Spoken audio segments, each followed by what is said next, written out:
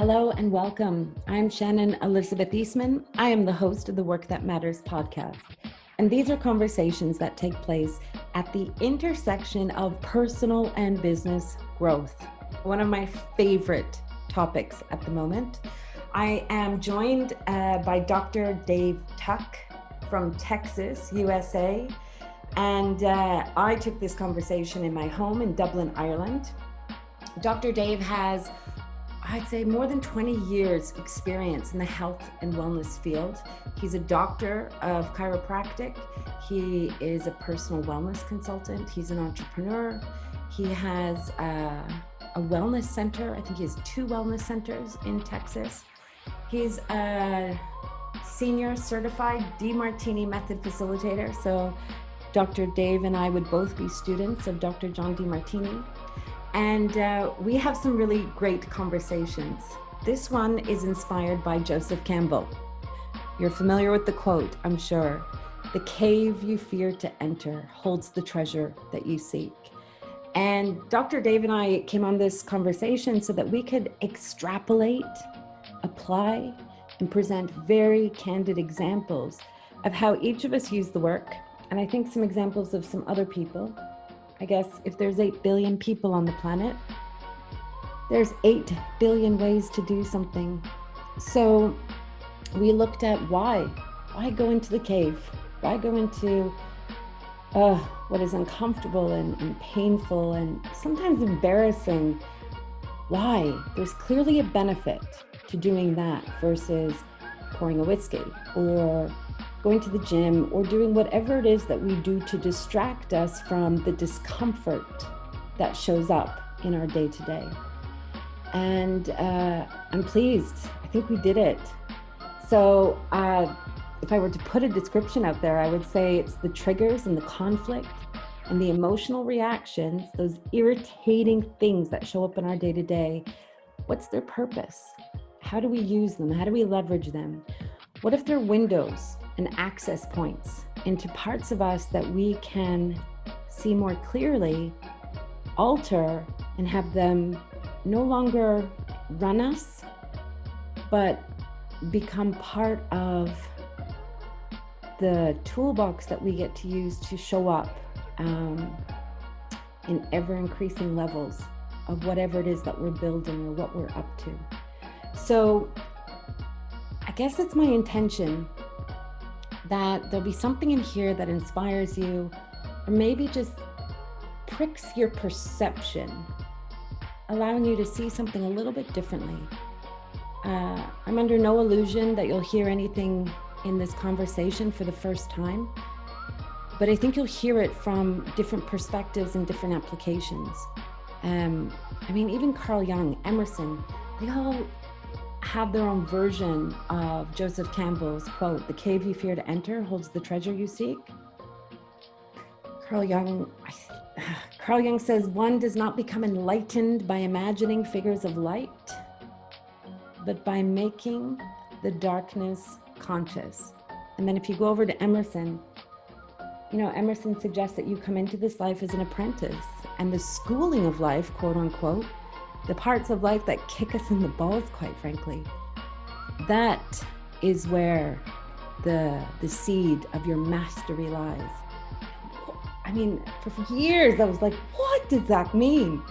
And so I wanted to do this conversation to kind of riff with Dr. Dave on the practical application of those concepts.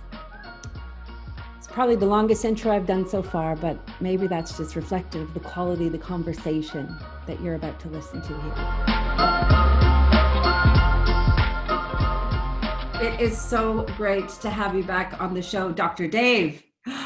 Before we get started, I have a question for you. It is phase 2 of lockdown. Well, phase 2 of lockdown conversations. How is the world showing up for you over there in Texas?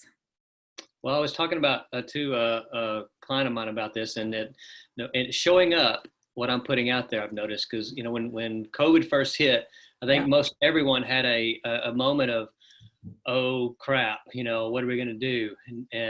So we did that for about a week, and then I just gathered the teams together of the clinics and said, hey, we got to reset our mindset on this thing, and how can we actually use this to help us? How can we use this to promote our business even more?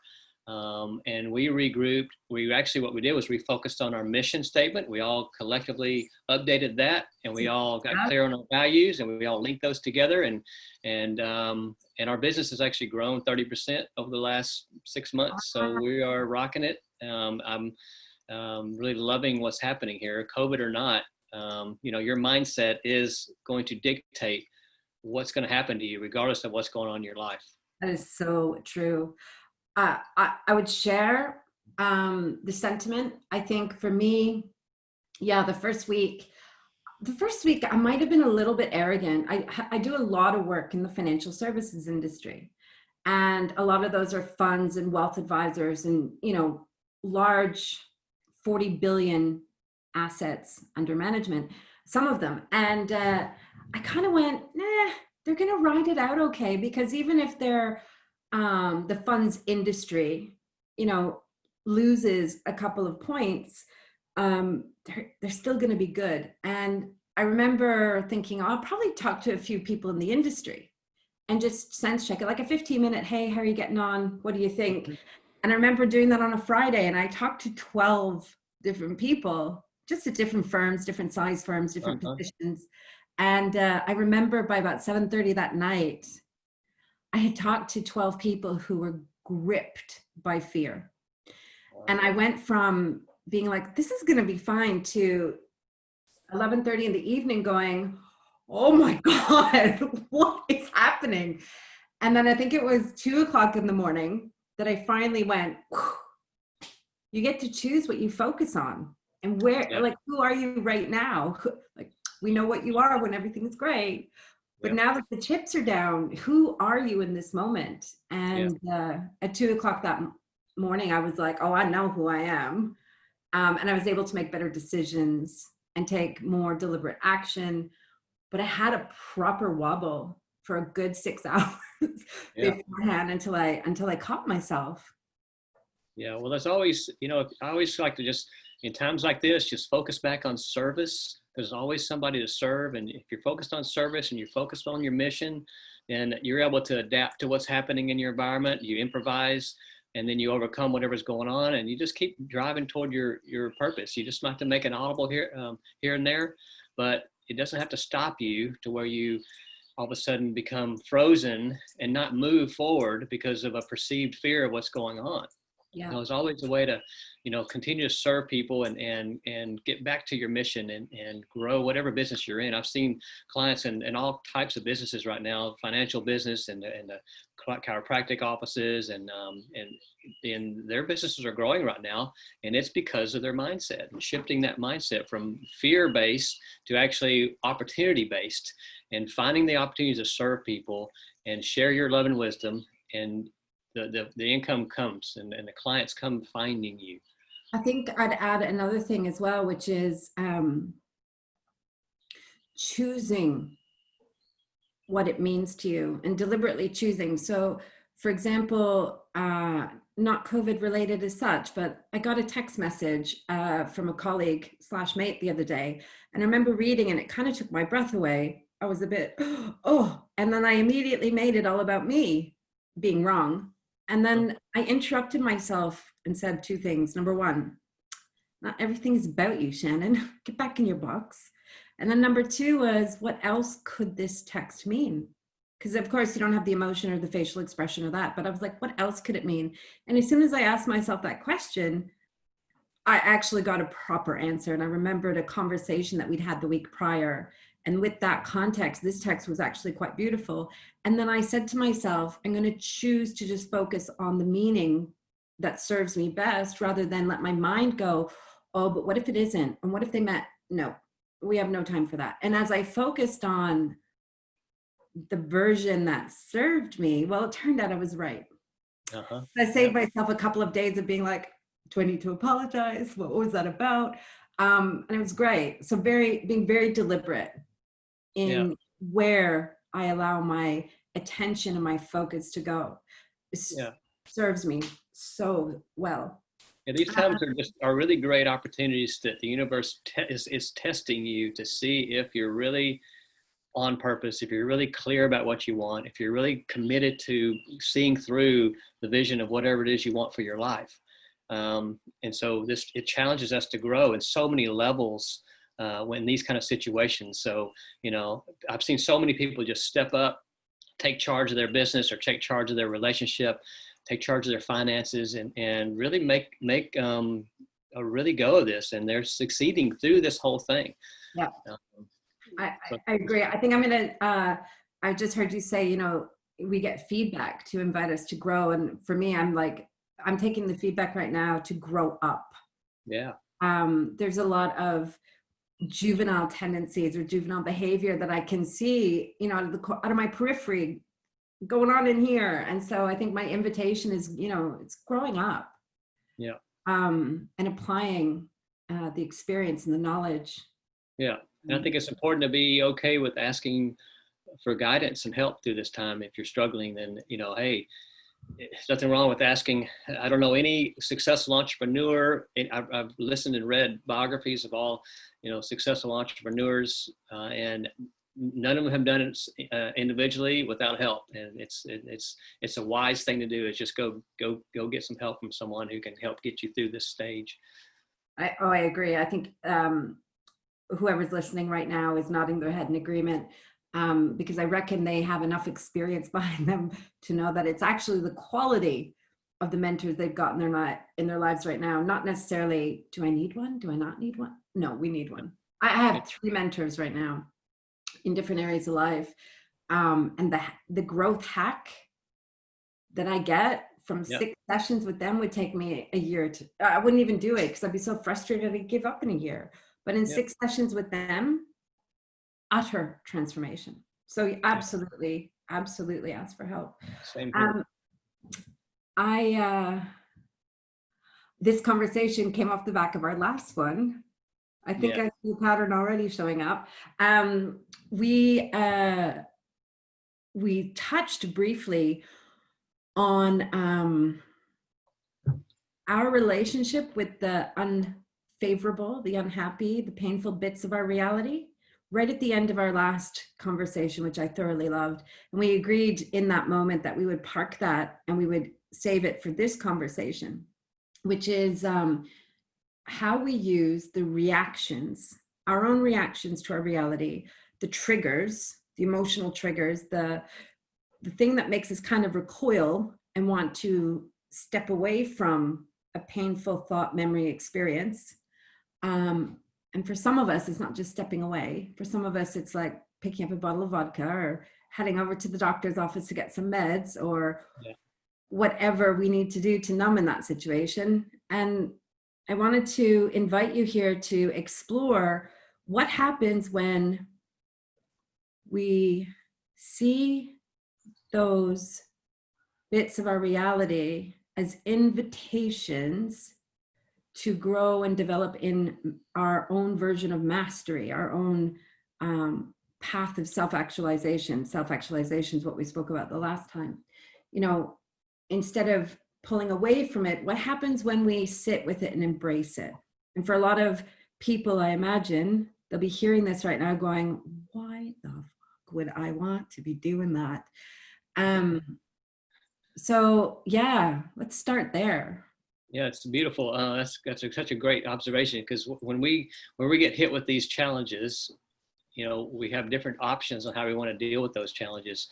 Like you said, some people are hit with challenges and they have pain, and maybe it's something that, as we're taught, I know when I was a kid, I was taught, when you have pain, here, take this pill, or that's how it was back then. So I think there's still some legacy of, when we're feeling pain and discomfort, what's the easy way out? You just want to get rid of the pain and get rid of the discomfort any way you can. So some people choose, yes, let's go take a pill for that. Let's go have a few drinks to help get rid of that. And I know that when I've done that in the past, done things to kind of ignore the pain, what happens when it all wears off? What happens when the pill wears off and the drinks wear off and you wake up the next day, you still got the issue going on. And now time's a great healer. And if you can drink your whiskey for a year, then maybe you'll wake up in month 13 and it'll be like, I don't have to deal with it anymore. Right? Yep. that's an illusion that people have as well. But then, you know, you've got other issues that have happened because you've been drinking for a year. Now, what's that done to your health and well-being on top of that? So now you got other issues going on. And so wise things would be to sit in the discomfort, sit in the pain, feel it, because that's why we have feelings, is to understand. And so when you can sit in the space of that and ask quality questions in that moment, which is really key. I think people, they stop asking the quality questions and they just panic and want to get rid of it instead of saying, okay, let me sit in this, I'm feeling discomfort, I'm feeling fear, I'm feeling anxiety, I'm feeling depression, I'm feeling guilt or shame or whatever the emotion is you're feeling, is just a feedback for us to help wake us up to something that we haven't loved yet. And so if you can, well, I just want to go into those feelings. So, and I want to be really specific with one. So you're in business, you've developed a really great relationship with your supplier. Yeah.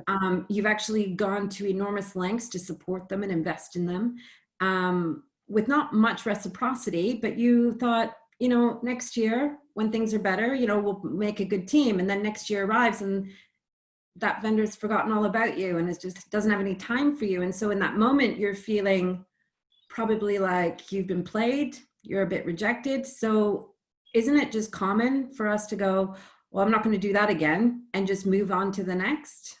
Yep. And those, anytime you're feeling like you're being rejected, you want to ask, well, who's being supportive of me? Where am I looking for that? So because you can't have a support without a challenge. You can't have someone rejecting you without someone you wanting to bring you in. There's always a balance. So it's, again, asking the quality questions. When you're feeling unsupported by someone, well, who now is supporting me? Who's my new support? Because there's always an opportunity to find the balancing act between that. So if you're feeling in that state of rejection, then it just means there must be another opportunity, another door is open. And if you sit in this rejection and feel like you've done something wrong and you get down about it, then you're going to stay stuck in revolution and not evolution. I love that. I do love that. You're right. And it's, you know, where you choose to focus your thoughts and your attention, it expands and shows up more so. You notice people come and go in your life. You know, on your example, you have a vendor that supports you and then all of a sudden they don't support you. Well, what are you going to do about that? That person's left. And so I always like to tell people, when you're in that situation, and let's say you lose a client or someone rejects you, you just say what the barber says in the barbershop. Next. There's someone else. You don't get caught up in it. Don't get caught up in the revolution. And just ask the quality questions so you can keep evolving and finding the next person that's going to be even more aligned to who you are. Joseph Campbell, Carl Jung, there's some greats out there that I enjoy. Emerson as well. We might talk about Emerson a bit today. There's this school of thought that says, you know, we exist, our individual reality exists as recurring patterns. Right. And sometimes those recurring patterns start off as a little flick upside the head, and then they get a little bit more intense and then a little bit more intense. And we continue to invite these situations into our life because we haven't learned the lesson yet. This is a school of thought. That's and right. So let's go back to the vendor. So this school of thought would say, well, where else in your life do you over deliver? Where else in your life do you not have healthy boundaries? Where else in your life do you undervalue? Where else in your life do you operate outside of fair exchange? Where else in your life do you live in this fantasy that, oh, if I give him everything that he needs in this moment, then he's going to give me everything I need in the next moment, without the clear communication between the two of you to, well, I want to reframe it now and say, without the mature conversation between the two of you. So then this situation happens again, and your reaction, I'll use myself here. My reaction is, oh, well, that's it. I'm done. I'm never going to do that again. And off I go with all my toys and I slam the door. And is there an opportunity to be asking myself some quality questions that says, why does this keep happening? Why do I keep finding myself, you know, I give and give and give and give and give, and nobody seems to want to reciprocate? Like, where are those questions? Yeah, that's a beautiful example. And finding, so this is the start of our our podcast title, which is by Joseph Campbell. You know, what we truly seek is in that dark cave, the unconscious, if I can use that language. And so going in to this beautiful ocean of unconsciousness that is my unconsciousness, and diving for demons, I call it, affectionately and playfully, diving for the demon that creates this passive aggressive expression in my life over and over and over again, because I want to go in and find that so-called demon, which is not really a demon, it's just a wound, and heal it and complete it so it doesn't have to keep showing up in my life.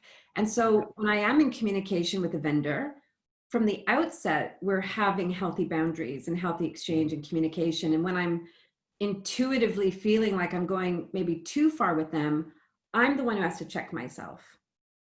So I think there's some merit in that. I know lots of greats bring a version of this school of thought to life that I've been exploring and reflecting on recently. And I guess that's something else that I would put under the pain bucket. My emotional reactions to people that make me go, nope, not going to do that again. It's that right there. As soon as I'm like, nope, not going to do that again.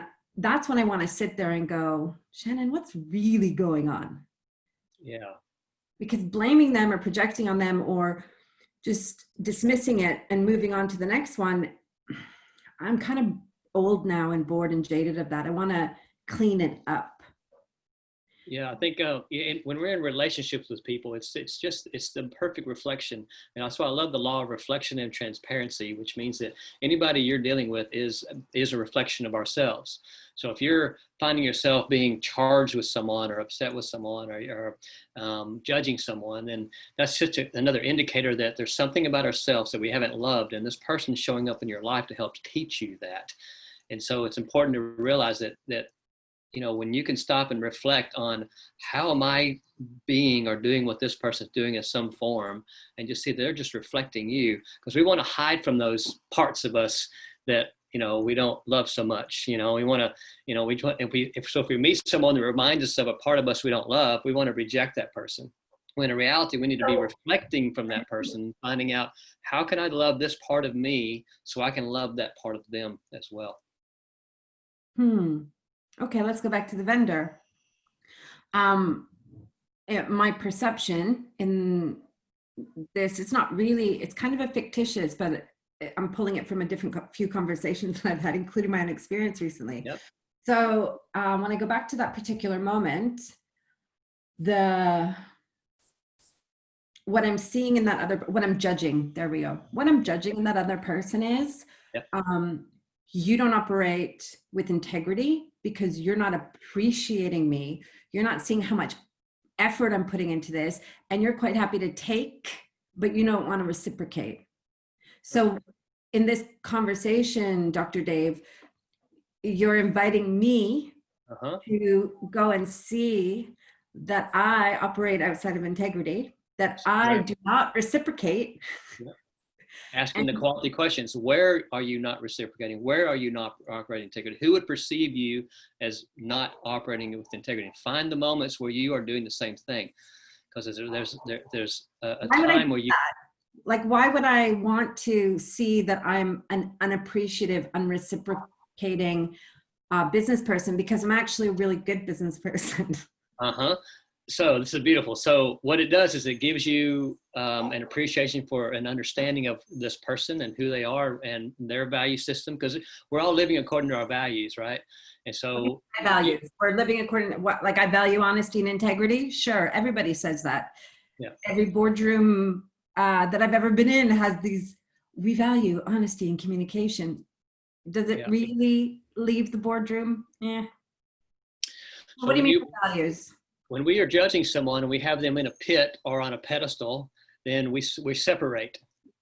You disconnect from people when we judge them. So one thing it does is it enhances communication with people, because when you can see that you're both the same, no matter what, then you open up and you have a better dialogue and communication with someone, and you learn more about who you are as a person, and you understand more about who they are as a person.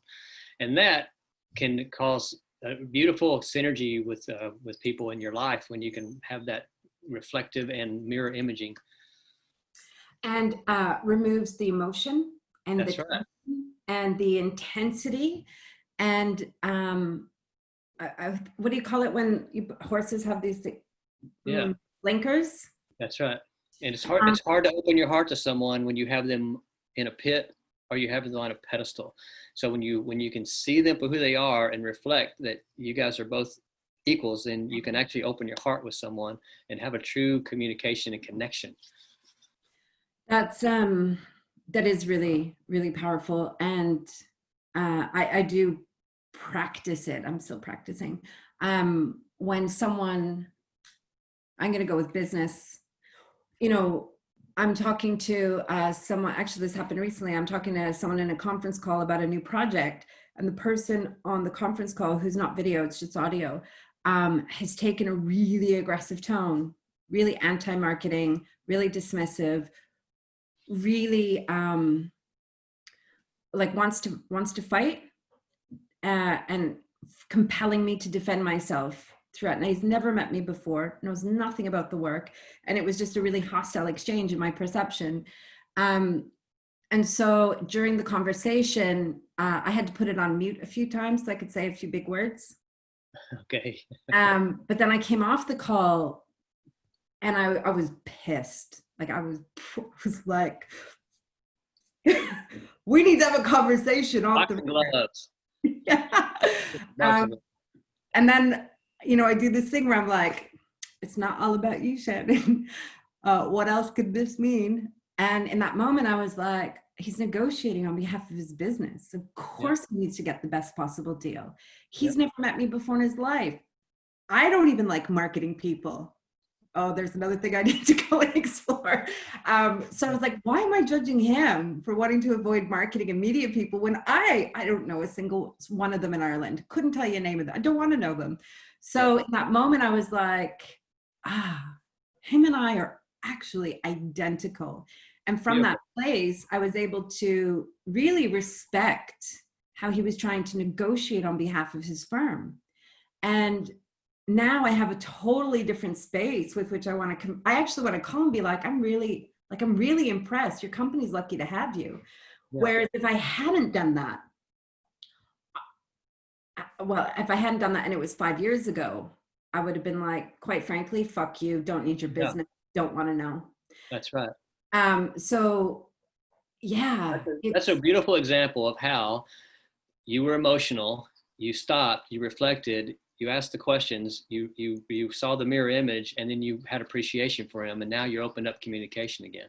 That's exactly what I'm talking about with the mirroring and transparency. And then you could take it one step further and say, well, how did it benefit me that he treated me this way? How did it serve me? How did it help me in my life that I've had this exchange? So you even become more appreciative of the exchange. And it just changes your physiology.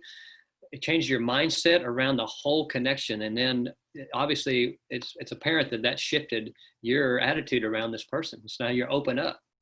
Completely. And him and I now have the beginning of what will probably be a great working relationship. Yeah. I also, in this moment, can see that just how much I've grown up, and use the word grown up. How much I've grown up, because 5 years ago, I would have been arrogant enough and stupid enough to be very clear in what I thought of him to his face, which would have just burned bridges and no doubt had a repercussion across the industry. But I would have 5 years ago, because that's who I was then. So what a great benefit of him coming in and showing you how much you've grown, and from 5 years ago to who you are today. So I think that's a lot of times why we get introduced to these certain people that give us challenges in the beginning to test us to see how we're growing. And if you reacted the way you did 5 years ago, that's going to be an indicator that, oh man, I haven't grown a whole lot, have I? I'm still reacting. And now it sounds like you're being more poised. You're managing your emotions more effectively. You're asking quality questions to help get you centered quicker than you used to. Yeah. What a beautiful thing. Yeah, no, that's fair. That's fair. It takes practice though. And I now, of course, I appreciate fully the benefit of using mirrors, everyone that shows up and causes me to flinch Yep. is an invitation for me to, be more Jedi. Exactly. Watching a lot Yeah. of Bruce Lee lately. Uh, and it's like, it's an invitation to be a better version of yourself. Yeah. But it takes you going in and saying, I'm as arrogant and as miserable as that person. How does that serve me? How does it serve the people around me? Yep. How do I own it in a way that I can have gratitude for it and see that him and I are exactly the same? People Yes. are people. Oh my God, people are people. And an even deeper question is, what would have been the drawback to me if he would have treated me like I thought he should have in the beginning? Ooh, yeah. What would that have cost me? Yes. If he Oh, would have been super sweet and nice and not challenged me like I thought he should, how would that actually been a disservice to me and not allowed me to grow? And complacent. that just exactly. I would have Yeah. become quite Complacent. complacent, lazy, maybe less professional, because I'd be very comfortable. And I probably would not have the degree of respect for him that I have now. Yeah. And Um, the respect for yourself, because now he's got to show you how much you've grown. How does it feel to know that over 5 years you've grown like you've grown? Doesn't that help your self-worth and help confidence and help boost your immunity? I mean, when when we see those signs that we're growing and we're learning and we're moving toward a vision, man, it feels good, doesn't it? I mean, so that's something to say. So that's, again, back to what we said in the beginning. If you have a clear vision and you're on fire to achieve that, these little obstacles and roadblocks that come along that cause us these temporary pains, if you embrace those things and work through those things, you'll learn and grow from that. But if you hide from it, drink your way out of it, take a pill for it, then you're going to stay stuck where you are, and you're going to be in a revolution. You're never going to grow. You're going to stay stuck. And 5 years from now, you're going to be in the same situation. So it's about getting out of the revolution and getting into the evolution through managing your emotions, asking quality questions, seeing that pain and just going through the pain. Because that's where, when he talks about the quote, getting into that cave, that's where the treasures are. If you have a fear or you have pain attached to it, you're going to stay stuck. But all the beautiful things are through the pain, working through it and learning the lessons and growing. The people who decide to do that are the ones that are going to rule the world. The ones that stay stuck, they're not going to do it. I really love how there's so many great minds around the world over all the ages that have a very similar language, different but similar. Emerson is probably my favorite, and he talks about he has a few papers. Law of compensation, circles, are probably my favorite. He has another one on self-actualization, which is kind of cool. Law of nature as well, but they're just essays. Oh yeah, they're essays. And he talks about you come into this lifetime as an apprentice, baby, but you're here as an apprentice, and then the schooling of life shows up. In my case, it went from flicks in the head to baseball bats to, I reckon it was C4 a few times. Pay attention to change the pattern. And you're right, when the pain of staying as you are and repeating the same fucking Groundhog Day over and over and over again becomes so ridiculous that it just, the pain of changing just pales in comparison and doesn't look so bad anymore. That's right. Because here's this: you can't avoid pain. You can't avoid challenges. You can't avoid circumstances that are going to, cause anxiety in your life. And so I think if people are looking to have pleasure without pain, support without challenge, positive without negative, it's futile. You're just going to be living. You're never going to feel like you're mastering your life.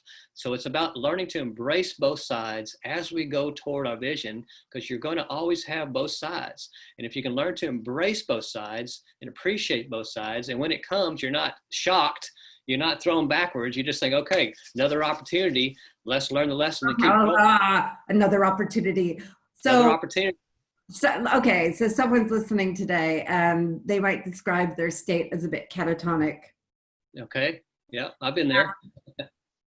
Yeah, I've definitely been there. That's why I'm like, ooh, another great opportunity. For me, it was like, shut up, pour me a whiskey, Yeah. leave. I mean, But here's the deal. The catatonic state serves us because it gets us back to ourselves. Because when I was in my catatonic states over the years, I just get back to myself. Everything kind of zones out, and I'm just here, and I can't. Even, I'm just staring at a wall, basically, which is great to help get you back to yourself. But it's not a place you want to stay.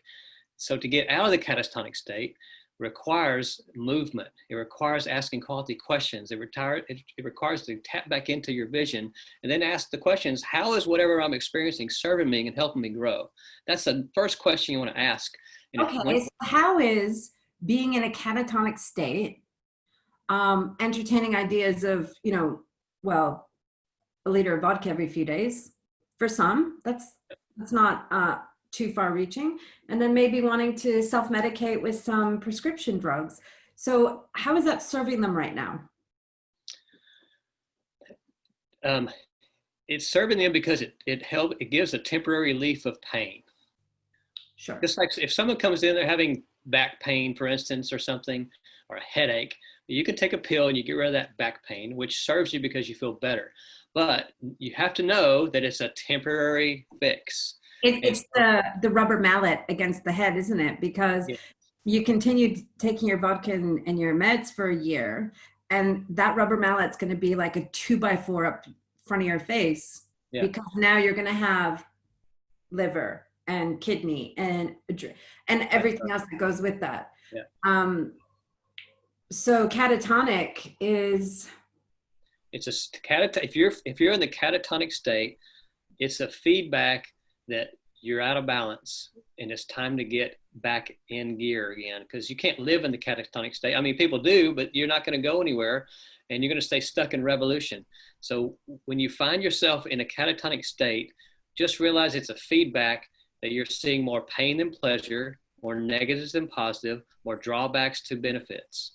And that's all that means. So then it's about asking the quality questions. How is what I'm experiencing serving me? How is it the perfect opportunity for me to grow? How can I use this experience to capitalize and learn? Because one of my favorite quotes from Les Brown says, if you can look up, you can get up. So when you're in the catatonic state looking up, if you still can look up, then you can get your butt up as well and get moving. Because, we're not here to be in a catatonic state. We're here to learn and grow. I had this period of my life. So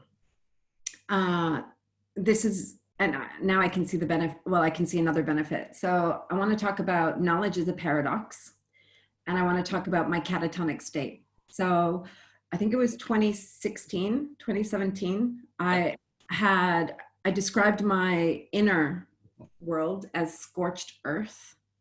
Okay, got it. And up until that moment, 2016, 2017, I had always been deeply responsible / 100-hour work weeks. And I would ignore all the heartache and pain and I would channel it into my business. And I loved it. It was a great distraction. But in my world, that was being responsible, because I would never miss work or let a client down or any of that stuff. I would just work longer and I enjoyed it. But in 2016, 2017, that was not possible. So I took a year, and I remember deliberately saying this to myself. I said, I don't want to be the grown-up. I don't want to be responsible. I don't want to keep carrying and keep moving. I'm going to take a year. I'm going to go to the family home in Dublin, Ireland. Uh-huh. And I'm just going to have a bottle of whiskey. And I trust myself that when that phase no longer is required, that I will then choose a different strategy. But if I go back to that time in my life, I wanted nothing. I wanted to not feel. I wanted to not feel. And so I opted, I deliberately chose that route out of self-love, believe it or not, so that I didn't have to do or exert anything. And so I enjoyed my whiskey. And my dear mom, every now and then when I ran out, I'd send her off to the shop to get me one and she'd bring it back for me. God love her. But of course, that phase passed. But as I look back on it, I'm grateful for it. And in this moment, I can see that part of the other thing that was playing out was I was so deeply frustrated that I had acquired so much information. I'd invested so much in all the personal development world. I've read the books, went to the workshops. Oh my God, my workshops had workshops, and I was scorched earth inside. And Wow. that led me over the last few years to really, really look at information and knowledge. And then I know it sounds obvious now, but there's this distinction that I've come up with in the last couple of years, which is it doesn't matter how much information you acquire, that doesn't change you. It shifts your perspective. You have expanded awareness, but what it doesn't here, Right. it's the application or the embodiment of that information that shifts it from knowledge to wisdom. And Exactly. that punched me in the face. Yeah. So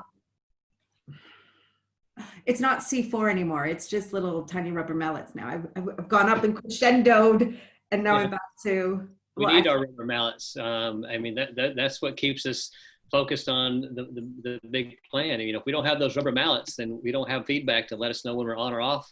We need those rubber mallets. Now, what you don't need is to ignore your rubber mallets, and then all of a sudden the rubber mallet becomes a sledgehammer, and then that becomes C4. So it's wise to listen to the rubber mallets and shift from that point, right? Oh, you had rubber mallets go. You had C4 back when you were burning out, and your mind and body says, I need a break. I got to go take care of myself. And so your responsibility shifted from responsibility in your business to responsibility for your own health and well-being. Oh yeah, that's good, because I didn't work for a whole year.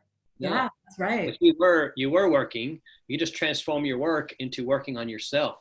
You know, we never gain or lose anything. It just transforms. So some people in that state, they feel guilty. Well, I should be working, or I should be doing this. But the reality is you are working. You've just changed your work from your business to working on your health or working on your relationships. It's just changing your perceptions of what you're doing. Tolerance. I'm kidding. Well, back then I wasn't. But anyway, it was good. I appreciate, I mean, someone can say the word catatonic to me, and I have a deep respect and appreciation for what that space feels like. I think we've all been there as business owners. We've had times where, man, this stuff hits the fan and it gets overwhelming, and we just sometimes need a time out. And, you know, being in a catatonic state for a temporary basis helps reset things. But it's not staying in that space. It's about learning how do I continue to stay balanced with my mind and body even throughout the stress and anxiety of life. And when you get to the catatonic state, those chances are you'll be getting mallets hitting you on the head, time to take a break, time to rebalance, and you don't do it, and all of a sudden, boom, you're done. And so this is the way life is. Yeah, it's I mean, I appreciate so much the work, quote unquote, the work, because I'm living the evidence of how it transforms your life from these recurring devastating patterns over and over. And you bang your head. I remember how many times I said two things. If one more thing happens to me, I'm fucking done. Like, that's it. I can't, there's no more strength. And then the other thing is that I used to say all the time is, I know what I'm supposed to do, but I just can't do it.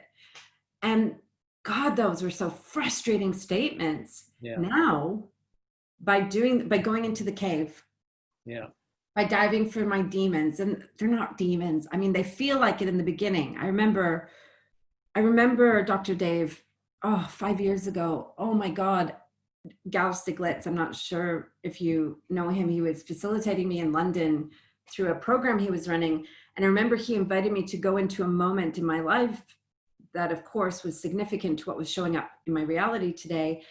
And in that moment, Dr. Dave, I absolutely believed that if I went where Gal was asking me to go, and I opened that lid off that box, the pain would kill me in that moment. I was like, I'm actually going to die.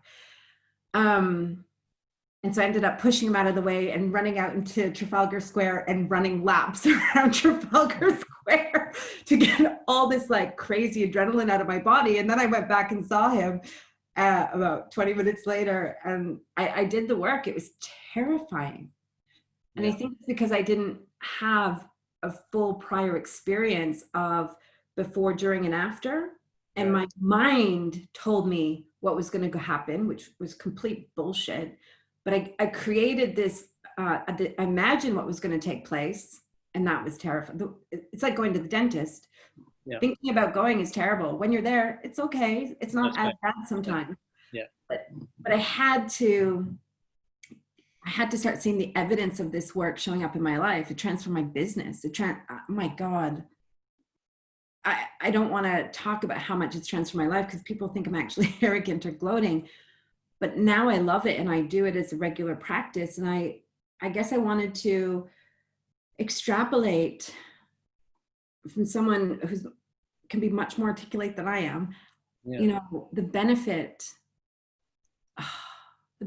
of sitting in that tooth pain when you're catatonic, you've been broken 100 times before, and someone's saying, just stay here, go in deeper to it. Yeah. Embrace it. And yeah, like that's hard to hear in that moment. Yeah. And yet it's so worth it. But unless you've experienced it and seen the evidence show up in your life, I can imagine that you're listening to this going, yeah, I'm going to have a whiskey, thanks. Yeah. But I think a couple of things is one thing that gets us through those times is knowing that there's a bigger purpose and a bigger why for you, for your life. And if you have a vision of that, when you do hit those challenging times, Yeah. and you can refocus on your why, it will help drive you through those things because you got a bigger reason to do it. I find if people don't have a big why about life, when they hit those challenges, they have less of a motivation or inspiration to work through those because they don't see anything in their future. So it's important to have a clear vision of the future that you would love to create so that when you do have the challenges and you focus on that, these become a lot smaller. And I know I learned many, many years ago that really has helped me through these times is you're never given a problem that you can't handle. The universe is not going to overwhelm you with something you can't handle. And so whenever you find yourself in these challenging times, remind yourself that I'm never getting a problem I can't handle. It's one of my affirmations I say to myself every day. And so when I do find myself in challenge, I remember that affirmation that I'm never getting a problem I can't handle, which means that there is a solution here. Let me look for it. And if I don't realize that, and I think I've given a problem I can't fix, I'm stuck. But when you really believe that you can handle any problem that comes near you somehow, some way, it helps keep you focused and going forward. Does that make sense? Completely. Joe Guthrie, a dear, beautiful friend of mine here in Ireland who's passed away in the last few months, he'd be a great one for saying, all you need is within you now. So what do we need? And it's, again, it goes back to, we're all saying the exact same thing. We just all have very different ways of saying it. Yeah. But I also wanted to acknowledge, the catatonic among us. I think I keep going there because I have been that so many times. Yeah. And being in that state, and hearing that all you need is within you now, or that you're never given a problem that you can't handle, it feels jarring as you lie as a carcass, metaphorically speaking, in your life. But it's also, if you don't have a vision, because there are times when I haven't had a vision, but I had the desire to get meaning in my life. Yeah. And so sometimes I just used the desire for meaning in place of the vision, and that was compelling enough.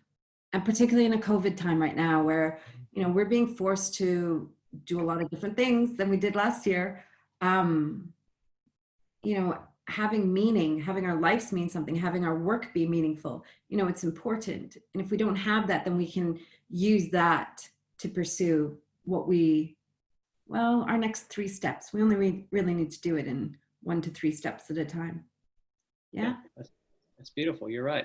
And sometimes it means that I don't know the answer, but I'm going to go ask someone who might have the answer. So sometimes it means that we just need to go ask for help for this particular situation.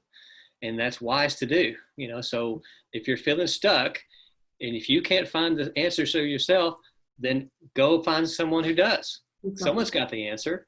Agreed. Absolutely agreed. And nothing wrong with that. Nothing wrong with asking for help. I mean, it's leverage. It's leverage. That's exactly right. Good leverage. Oh, it's so good. And as you go through challenges and learn lessons, what I found in my life is once I learn a lesson of something, now I'm available to help others who are going to be going through the same thing. Yeah. And so don't forget that your challenges that you're mastering are going to be opportunities to help others go through the same thing. And I know you're here to serve and help people. And so if you can look at all your challenges as opportunities to learn so you can be a better teacher, that's another beautiful embracing of your challenges as a way to learn and grow so you can be of service to others even more. Yeah, you can only facilitate for another human what you've already facilitated for yourself. That's right. So another reason to embrace the challenges of life is realize that if you're being challenged by something, it's because it's something that you're going to need to learn for your future life, and someone in your life is going to need you to help them get through their times as well. And so, just realize that is super important. Well said. Final thoughts before we wrap this conversation up. Well, I think you said it really wisely. Just, you never get a problem you can't handle. And it's wise to go ask for help if you need it, and embrace the challenges as they come. And if you find yourself being challenged by other people, then learn to ask the quality questions, look and try to reflect and be a mirror image of the other people so you can open your heart and learn to love everyone for who they are, which gives you an indication of who you are as a person and loving yourself. And self-love is the core. I call self-love the portal to fulfillment.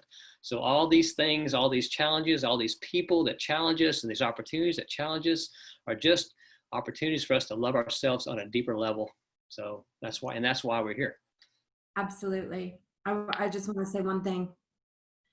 If you want a different output, you require a different input.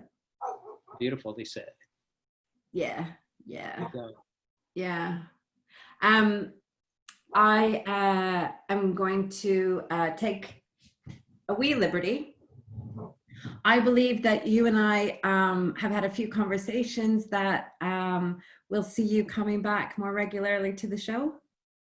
I would love to. I would love it. I love our conversations. I think I've had feedback from people who hear them, and I'm getting appreciation for the messages that we're both saying, and you share your wisdom as well. So I think together it's a very powerful combination. So I'm open to do this regularly. Amazing. So I wanted you on the record. So we will wrap up here. Dr. Dave, thank you for coming back. A great conversation. When I come to Dublin, we'll do a live one. Oh, and we might do it from Bushy Park, which is beautiful. I think it's my favorite place in Europe. And it's not my top 3.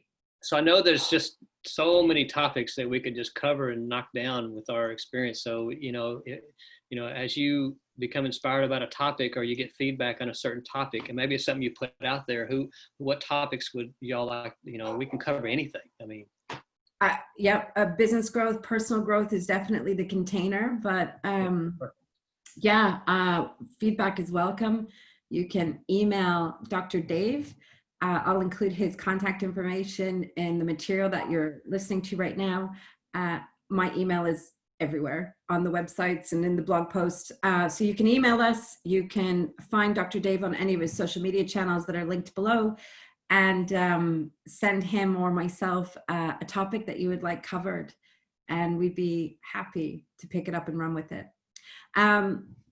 Dr. Dave. Shannon, loved it. Beautiful. Great to see you. Great to see you too. Take care, man. We'll chat later. All right, bye-bye. The Work That Matters podcast, it's brought to you by ShannonEastman.com.